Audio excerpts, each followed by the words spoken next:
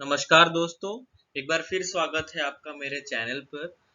आज हम इस वीडियो में देखेंगे the preamble of the constitution और उसकी कुछ guiding values. Preamble of the constitution, इसमें लिखा क्या है? इसमें लिखा है we the people of India having solemnly resolved to constitute India into sovereign, socialist, secular, democratic republic and to secure all its citizens justice of social, economic and political, liberty of thoughts, expression, belief, faith and worship, equality of status and opportunity, and to promote among them all fraternity, assuring the dignity of individual and the unity or integrity of the nation. In our constitution, this 26th day of November 1949, do hereby adopt, enact and give to ourselves this constitution. अब ये preamble है, इसी के ऊपर पूरा constitution based है। जो constitution बना है उसकी जो नींव है वो ये है प्रियम्बल। ये है हमारा प्रियम्बल का जो कॉन्स्टिट्यूशन के अंदर है। ये we the people of India यानी हमारे रिप्रेजेंटेटिव्स, हम इलेक्शंस में क्या होता है, जो भी कैंडिडेट इलेक्ट हो रहा है वो क्या हो रहा है कि पब्लिक को रिप्रेजेंट कर रहा है, यानी बेसिकली वो क्या कर रहा है कि पीपल को ही रिप्रेजेंट कर रहा है। तो हम उसी हिसाब से ये जिन्होंने ये बनाया था कॉन्स्टिट्यूशन, तो वो इंडिया के सिटीजन्स ने ही बनाया था, इसलिए ये कह रहे हैं to give our self this constitution.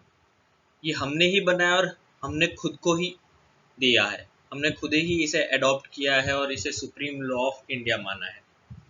अब आगे हम ये पूरा इसके बारे में एक्सप्लेनेशन देखेंगे कि प्रियम्बल का एग्जैक्ट मीनिंग क्या है। Preamble is a brief introductory statement that sets out guidelines which guide the people of the nation and to present the principles of the constitution and to indicate the source from which the document derive its authority and the meaning. Basically constitution क्या है, कुछ principles, कुछ rules and regulations mention किए गए हैं जिन्हें supreme law माना जाता है और उसी के अकॉर्डिंग एक गवर्नमेंट एक्ट करती है और कंट्री का एडमिनिस्ट्रेशन रन होता है। तो बेसिकली ये उसका मीनिंग है constitution. The preamble is based on the objectives of the objective resolution which was drafted and moved in the Constituent Assembly by Jawaharlal Nehru on 13th December 1946। अब जब constituent assembly बनी थी और 9 दिसंबर 1946 को constituent assembly का first meeting हुई थी, तो 13 दिसंबर 1946 को जवाहरलाल नेहरू ने ऑब्जेक्टिव रेजोल्यूशन पास किया था, यानी प्रपोज किया था कॉन्स्टिट्यूएंट असेंबली में, जो कि कुछ हद तक अपना प्रियम्बल जैसा ही था। एक्चुअली काफ़ी सारे पार्ट्स और मीनिंग्स वगैरह सब उसी में से अडॉप्ट किए गए हैं और उसे ही हमने माना था as a preamble of the constitution initially. फिर उसे थोड़ा मॉडिफिकेशन और उस हिसाब से मॉडिफाइड करके और कुछ पार्ट एडिशन कर कर उसे प्रियम्बल बना दिया गया। अब के एम मुंशी, ये भी कॉन्स्टिट्यूएंट असेंबली के मेंबर थे, इन्होंने किया political horoscope of the Indian constitution. इन्होंने प्रियम्बल को पॉलिटिकल हॉरोस्कोप किया कहा है। ठाकुरदास भार्गव, इन्होंने कहा है the soul of the constitution and N A Palkhivala, इन्होंने कहा है आइडेंटिटी ऑफ द कॉन्स्टिट्यूशन। ये तीनों ही प्रियम्बल को कह रहे हैं। ये तीनों ही जो स्टेटमेंट है वो प्रियम्बल को डेडिकेटेड है। अब प्रियम्बल में initially secular, socialist and integrity words तो नहीं थे, बट आर्टिकल 368 के अंदर अमेंडमेंट के प्रोविजंस हैं।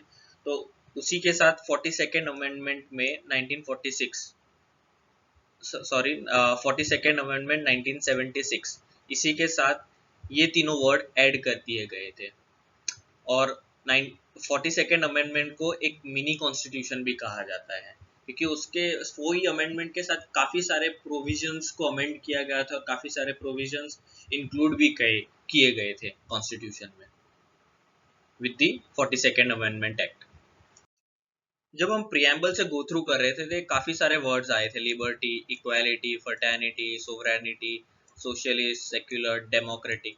बट अब इनका मीनिंग क्या है, किस कंटेक्स्ट में इसे यूज किया गया है प्रियम्बल के अंदर, अब हम उसे देखेंगे। तो पहला टर्म है हमारे पास जो है sovereign. Sovereign means the independent authority of the state. यानी क्या होता है सोवरेन नेशंस में, क्या होता है एक्चुअली सोवरेन की मीनिंग में क्या है कि जो भी स्टेट सोवरेन है वो ना तो इंटरनली ना एक्सटर्नली कोई अदर स्टेट या एक्सटर्नल पावर से गवर्न हो रहे हैं या उनके ऊपर डिपेंडेंट है। इंडिया सोवरेन कंट्री है, उसके पास पावर है कि वो खुद को लेजिस्लेट कर सकता है। India is a independent country, वो किसी पे डिपेंडेंट नहीं है। तो सोवरेन का मीनिंग ये होता है। अब सोशलिस्ट, ये भी 42nd अमेंडमेंट 1976 के साथ ऐड किया गया था। हालांकि पहले नहीं था तब, इसके रिलेटेड प्रोविजंस तो थे डीपीएसपी में, बट 1976 में 42nd अमेंडमेंट के साथ में इसे एक्सप्लिसाइट कर दिया गया प्रियम्बल ऑफ द कॉन्स्टिट्यूशन में। अब सोशलिस्ट कंट्री में क्या होता है कि नॉर्मली सोसाइटी में क्या सोशल इकोनॉमी एक्टिविटीज करते हैं, क्यों जो इनइक्वालिटीज हैं सोसाइटी में उसे रिड्यूस करने के लिए वो गवर्नमेंट के ऊपर है कि उन्हें गवर्नमेंट को ऐसी एक्टिविटीज करवानी पड़ती है कि सोसाइटी में इनइक्वालिटी कम करे और सारे सिटीजन्स को इक्वल राइट्स प्रोवाइड करें। डीपीएसपी भी सिटीजन्स के राइट हैं, हालांकि वो कोर्ट ऑफ लॉ में एनफोर्सेबल नहीं है, जबकि fundamental rights court of law में एनफोर्सेबल है। थर्ड टर्म हमारे पास है वो है secular. Secular means that the relationship between the government and the religion group are determined according to the constitution and law. It separates the power of the state and religion. ये भी 42nd amendment 1976 के साथ add कर दिया गया था। Secular term incorporate हो गया था with the 42nd amendment act in the preamble. इसमें सेक्युलर स्टेट में क्या होता है कि स्टेट का कोई पर्टिकुलर रिलीजन नहीं है। जैसे हम हिंदू राष्ट्र, हालांकि हिंदू की मेजोरिटी है इंडिया में, बट वो हिंदू राष्ट्र नहीं है। क्यों? हम सेक्युलर को फॉलो करते हैं, सेक्युलरिज्म को फॉलो करते हैं, यानी स्टेट का कोई पर्टिकुलर रीजन नहीं है। हम सारे रिलीजन, हिंदुइज्म, बुद्धिज्म, जैनिज्म, इस्लाम, क्रिश्चियनिटी, सिखिज्म, हम सारे रिलीजन को इक्वल मानते हैं और सभी सिटीजन्स को इक्वल राइट, फ्री राइट है to practice any of the religion. Fourth है डेमोक्रेटिक। डेमोक्रेसी में क्या होता है कि लोकतंत्र, यानी जो इंडिया के सिटीजन है वो खुद की गवर्नमेंट चूज कर सकते हैं by the system of universal adult franchise. इसे हम वन पर्सन वन वोट भी कहते हैं। Every citizen above the 18 years of age or older and no otherwise debarred by the law is entitled to vote. The word democracy refer not only to the political democracy but also to the social economic democracy। यानी क्या है कि India का हर citizen जो 18 या उससे ऊपर के साल, मतलब उससे ऊपर की एज का है, वो एंटाइटल्ड है, वो एंटाइटल्ड टू वोट है, उसके पास राइट टू वोट है। अदर अनलेस एंड अल्टिल, अगर कुछ लॉ के अंदर मेंशन किया गया, अगर इंसैनिटी है उसके और इनसेन है, तो उस हिसाब से वो क्या डिबार्ड हो जाएगा, यानी लॉ उसे अलाउड नहीं करेगा वोट करने के लिए। तो यहाँ पे पांचवा है हमारे पास, वो है Republic. In a republic form of government, the head of the state is elected, not a hereditary monarch. एक रिपब्लिक कंट्री में एक इंडिपेंडेंट हेड ऑफ स्टेट चुना जाता है, हेरिडेटरी मोनार्क नहीं, जैसे यूके में फॉलो होता है। इसमें जैसे डेमोक्रेटिक कंट्री में जैसे क्या मैंने बताया कि हेड ऑफ स्टेट इलेक्ट होता है डायरेक्टली या indirectly for a fix tenure. जैसे हमारे इंडिया में प्रेसिडेंट को सिलेक्ट किया जाता है, सॉरी सिलेक्ट नहीं, इलेक्ट किया जाता है for a fix term. There is an absence of any privileged class and hence all the public office being open to every citizen without any discrimination. Okay, तो अभी तक हमने sovereignty, socialist, secular, democratic, Republic, इनके meaning देखा, यानी किस context में इसे यूज किया गया है। अब हम आगे देखेंगे justice, liberty, equality, fraternity, in terms को किस कंटेक्स्ट में यूज किया गया है, अब हम ये देखेंगे। अब जस्टिस है वो सोशल, इकोनॉमिक, पॉलिटिकल, इन तीनों पार्ट में सिटीजन्स को प्रोवाइड किया जाता है। वो कैसे? इंडिया सीक्स, यहाँ पर justice, India seeks social, economic and political justice to ensure equality to all its citizens. Social justice, अब सोशल जस्टिस क्या है कि कोई भी प्रिविलेज, कोई भी क्लास को प्रिविलेज नहीं दिया जाएगा सोसाइटी के अंदर, और कोई there will be no discrimination against anyone on the ground or on the basis of caste, creed, color, religion, gender, place of birth. India stands for eliminating all forms of exploitations from the society. Social justice में क्या है कि किसी भी class या किसी भी individual पे डिस्क्रिमिनेशन नहीं होगा। किस बेसिस पे? उसकी जाति पर, उसके स्किन के कलर पर, उसके धर्म पर, और उसके जेंडर पर, या फिर उसका जन्म कहाँ हुआ है, किस जगह हुआ है, इन बेसिस पे डिस्क्रिमिनेशन नहीं होगा। तो ये है सोशल जस्टिस में। और इकोनॉमिक जस्टिस में क्या है कि there will be no discrimination between man and women on the basis of the income, wealth and economic status. It stands for the equitable distribution of wealth, economic equality, the end of monopolistic control over the means of production and distribution, centralization of economic resources, and the securing of adequate opportunity to all for earning their living. यहाँ पे क्या है कि man और women के बीच में discrimination नहीं होगा कि भाई उसकी पगार ज़्यादा है या फिर इसकी पगार कम है इस बेसिस पे, तो या फिर उनका इकोनॉमिक स्टेटस क्या है इस बेसिस पे उनके बीच में डिस्क्रिमिनेशन नहीं होगा। मोनोपोली ख़त्म कर दी गई है। फिर अब है पॉलिटिकल जस्टिस। पॉलिटिकल जस्टिस में क्या है, सभी सदस्य के पास यानी सभी सिटीजन्स के पास इक्वल, फेयर और फ्री अपॉर्चुनिटी है to participate in the political process. It stands for the grant of equal political rights to all the people without any discrimination. The Constitution of India provides for a liberal democracy in which all the people have the equal right and freedom to participate in the electoral process. Political justice में सभी citizens को equal, fair और free opportunity provide की गई है कि elections के process में वो पार्टिसिपेट कर पाए. अब लिबर्टी. लिबर्टी का कंटेक्स्ट जो है वो कि it provides the liberty to the Indian citizens in terms of what they think, their manner of expression, and the way they wish to follow their thoughts in actions. यानी freedom of speech and expression जो article 19 में, constitution के article 19 में provide किया गया है, हालांकि ये एब्सोल्यूट राइट नहीं है, यहाँ पर रिजनेबल रिस्ट्रिक्शंस भी लगाए गए हैं. Freedom of speech and expression दे दिया है, यानी ऐसा नहीं कि हर कुछ ही बोलना है, बट जो कुछ ऐसी स्टेटमेंट्स होती हैं जो नेशन के सोवरेनिटी और इंटीग्रिटी को अफेक्ट करती हैं, तो वो सबको अनकॉन्स्टिट्यूशनल माना गया है. यानी अगर ऐसी कोई स्टेटमेंट कोई पर्टिकुलर इंडिविजुअल कह रहा है या सिटीजन बोल रहा है तो उसके अगेंस्ट एक्शन लिया जाएगा. अब इक्वालिटी में कहा गया है कि the constitution states that the all the citizens are equal before the law. The government should ensure that the traditional practice of the social inequality on the ground of caste, religion and gender has to be ended.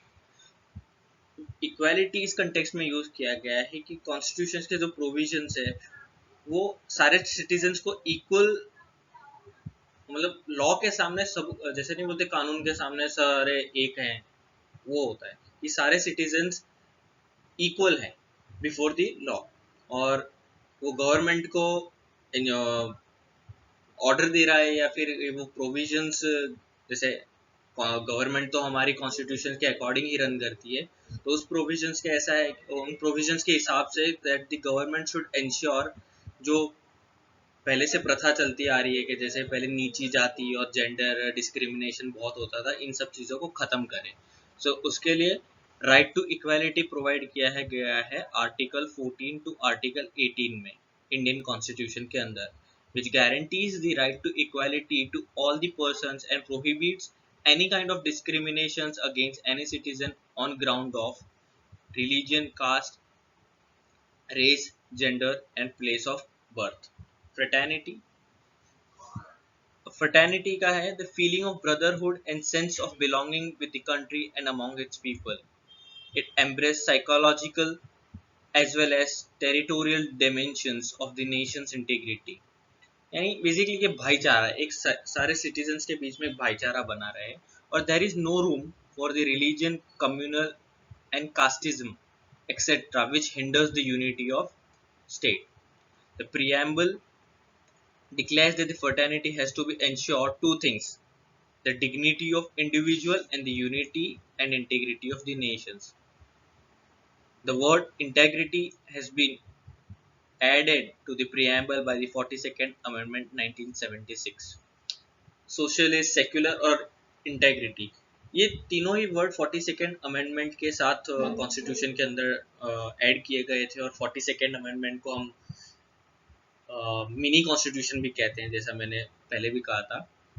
तो actually मेरा मानना ये है कि जब doctor B are Ambedkar ने जब constitution draft किया था, तो वो सबसे उस टाइम पे जो सबसे ज़्यादा इंटेलिजेंट और सबसे ज़्यादा नॉलेजेबल पर्सन हो अगर कॉन्स्टिट्यूशन के मामले में, तो उस टाइम पे डॉक्टर बी आर अम्बेडकर ही थे। तो मेरा मानना ऐसा है कि अगर doctor B are Ambedkar ji को लगता कि ये तीनों वर्ड प्रियम्बल के अंदर ऐड करने जैसे हैं, हालांकि उन्होंने इसके प्रोविजंस ऑलरेडी मेंशन किए गए थे, इसके प्रोविजंस ऑलरेडी कॉन्स्टिट्यूशन में थे, बट उन्हें लगता है कि ये टर्म मेंशन करनी चाहिए, तो वो उस टाइम पे ऐड कर देते, ना कि कांग्रेस गवर्नमेंट इसे 42nd अमेंडमेंट में ऐड करती।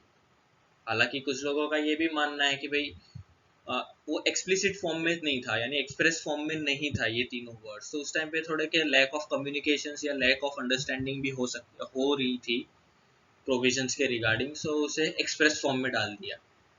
सो अब ये दोनों थियरी तो नहीं, बट ये दोनों कॉन्सेप्ट हैं, अब जो हो गया सो हो गया, अब क्या कर सकते हैं। अब हम देखेंगे the amendability of the preamble. अब बेरुबरी केस बेरोबरी केस 1960, अब इसमें क्या हुआ था कि एक इम्पोर्टेंट क्वेश्चन और एक इंटरेस्टिंग क्वेश्चन हुआ आया था कि क्या पार्लियामेंट के पास पावर है to cede the Indian territory to a foreign country under the interpretation और as an interpretation of article 3। अब आर्टिकल 3 में क्या गया गया, आर्टिकल 3 के अकॉर्डिंग पार्लियामेंट के पास पावर है to form a new state and to alter the areas boundaries और the name of the existing states.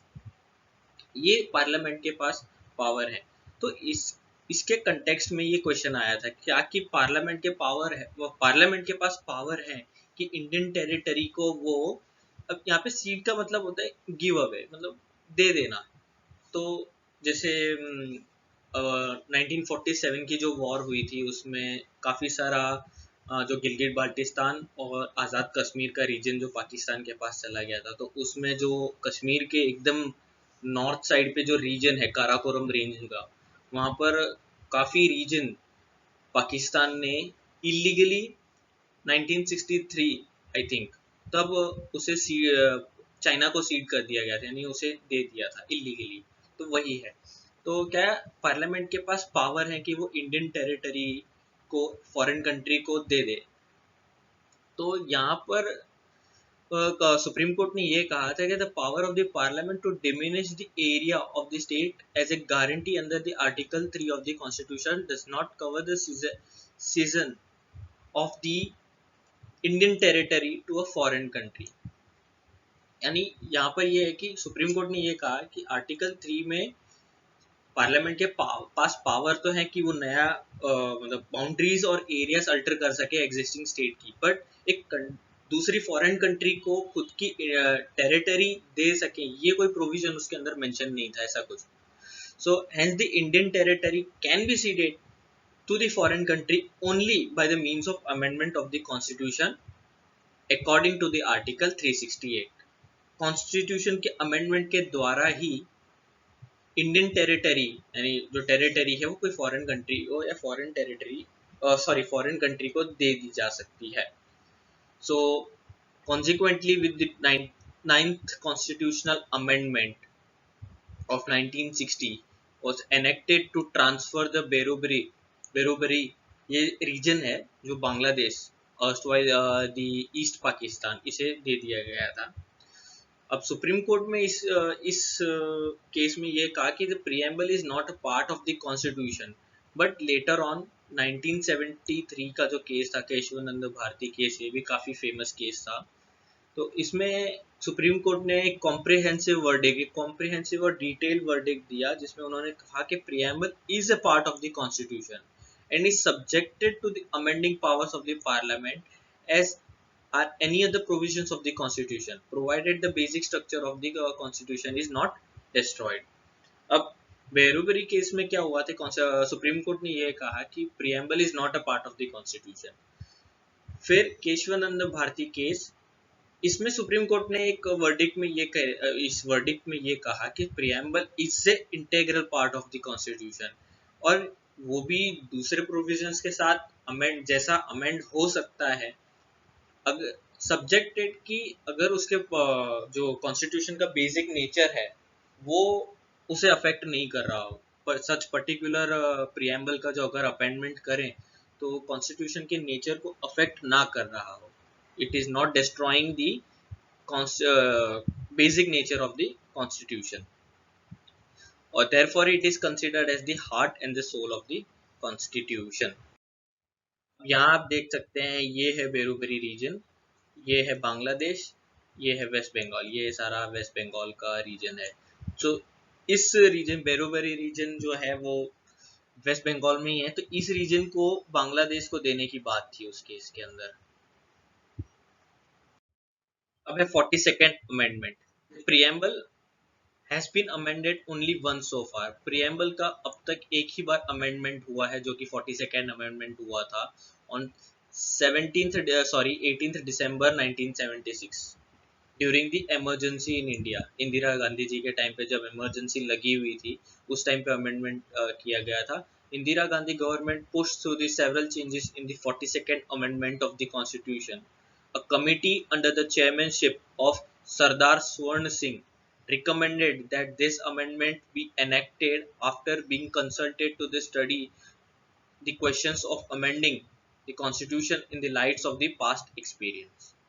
Through this amendment, the word socialist, secular added, including the integrity, added the words sovereign, democratic, and the word unity of the nations and integrity were changed to the unity and integrity of India. मतलब ये क्या हुआ कि socialist secular 42nd amendment के through add किया गया, कहाँ पर सोवरेन और डेमोक्रेटिक जो वर्ड्स हैं प्रियम्बल के अंदर मेंशन किए गए, उनके बीच में सोशलिस्ट और सेक्युलर वर्ड को ऐड किया गया, और यूनिटी ऑफ नेशन के वर्ड को unity and integrity of nation कर दिया गया है, यानी इंटेग्रिटी इस वर्ड को ऐड किया गया। सो गाइस, ये थी स्टोरी या फिर हमारे प्रियम्बल ऑफ द कॉन्स्टिट्यूशन के बारे में। तो जुड़े रहिए मेरे साथ में ऑन संविधान edu. Thank you for your support. Please do like, share the lecture. Thank you.